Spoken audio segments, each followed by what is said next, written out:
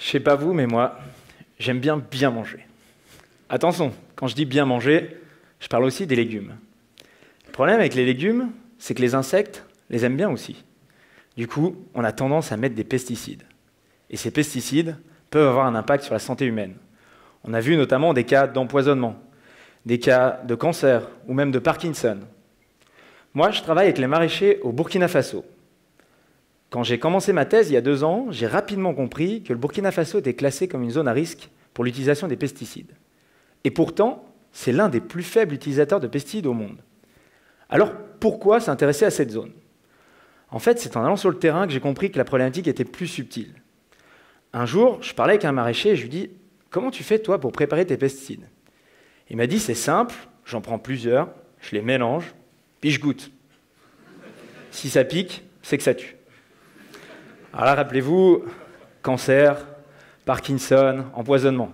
Bref, j'ai compris que la problématique, ce n'était pas les pesticides, mais plutôt leur utilisation. En fait, dans ces zones rurales, relativement pauvres, les gens sont souvent illettrés et ne peuvent pas lire les étiquettes, ou ils n'ont pas été formés à l'application des bonnes pratiques agricoles. En plus, en continuant à chercher, je me suis rendu compte que la problématique des pesticides au Burkina Faso n'avait jamais été quantifiée. En fait, on faisait beaucoup de choses, on ne savait pas grand-chose. Mais alors, comment proposer une étude globale et pertinente alors que quasiment rien n'avait été fait?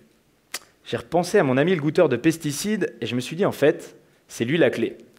En effet, le maraîcher se situe au centre de la problématique. En utilisant les pesticides, il va s'influencer lui-même, mais il influence également l'environnement, la nourriture et donc le consommateur. Pour l'environnement et la nourriture, j'ai prélevé de l'eau, du sol, des sédiments et des légumes et j'ai développé une analyse multirésidus. C'est-à-dire qu'en une fois, j'étais capable d'analyser les 50 pesticides que j'avais pu identifier sur le terrain. Mais comment faire pour mon maraîcher? J'aurais pu prendre du sang, mais le sang, c'est difficile à stocker, c'est difficile à conserver et mon laboratoire n'était pas adapté. Alors là, j'ai commencé à m'arracher les cheveux et je me suis dit, tiens, ils l'ont fait pour la drogue, ils l'ont fait pour l'alcool, un peu pour les pesticides. Moi aussi, je vais développer une analyse de pesticides dans les cheveux. Bref, ma boucle était bouclée.